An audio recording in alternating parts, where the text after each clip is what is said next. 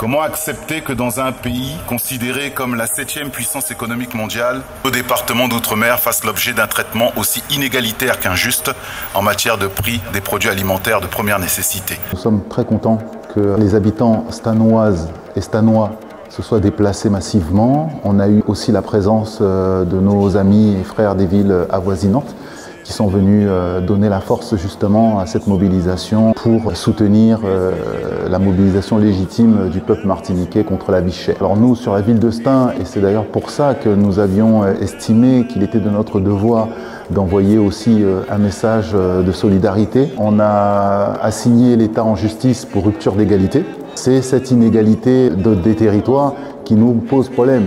Et donc le combat du peuple martiniquais pour la vie chère est un combat de dignité, un combat où effectivement l'État aurait dû jouer son rôle pour garantir une équité et une justice sociale vis-à-vis de nos concitoyens là-bas. Il était tout à fait légitime et tout à fait normal de notre part de s'associer à cette mobilisation, et donc on a organisé ce soir un rassemblement pour dire à la Martinique, au peuple martiniquais, que la ville de Stein, on est solidaire de son combat. J'ai été tout de suite connecté avec une association qui était en direct, qui faisait un live sur les réseaux en direct avec la Martinique. Les retours qui se faisaient par rapport à la mobilisation de ce soir, c'est qu'en Martinique, ils ont été très touchés par notre mobilisation. Ils nous encouragent, ils nous demandent d'en faire encore plus parce qu'ils ont vraiment besoin au niveau de l'Hexagone que les gens soient mobilisés. Donc ce rassemblement aura a déjà un écho favorable auprès des Martiniquais, mais je pense que ça va continuer. On a demandé à tout le monde de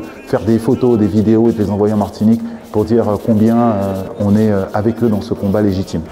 Et je ne peux que vous rappeler les mots de Frantz Fanon. Chaque génération doit, dans une relative opacité, affronter sa mission, la remplir ou la trahir. Et pour ça, tous les moyens sont bons.